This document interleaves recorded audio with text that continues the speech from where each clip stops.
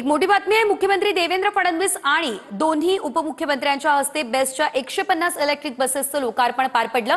बेस्टच्या कुलाबा बस आगारात हा कार्यक्रम झालेला आहे। मुंबईकरांच्या सेवेसाठी अत्याधुनिक 150 इलेक्ट्रिक वातानुकूलित बसेस या आता दाखल झालेल्या आहेत। स्वतः मुख्यमंत्री देवेंद्र फडणवीस आणि दोन्ही उपमुख्यमंत्र्यांच्या उपस्थितीमध्ये बेस्टच्या 150 इलेक्ट्रिक बसेसचं लोकार्पण करण्यात आलेलं आहे।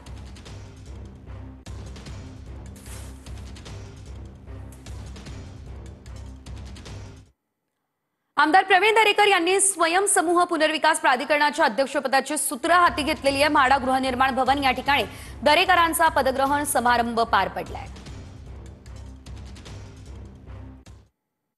ही गोष्ट खरी आहे की प्रवीण दरेकरांचं निष्ठा, त्यांनी केलेलं काम, त्यांची या विभागातली काम करण्याची अभ्यासाची उंची, अनुभवात त्यांच्या जीवनातला या विषयाचा काम आणि त्यांचा अनुभव हा विचार घेऊनच माननीय देवेंद्रजींनी त्यांची नियुक्ती केली, विचारपूर्वक केली आणि अत्यंत उंची देणारी ही निवड आहे।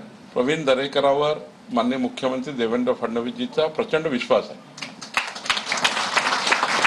आणि एखादी जबाबदारी प्रवीण दरेकरांवर दिली की ते पूर्ण करूनच वापस येतात। अर्धी करत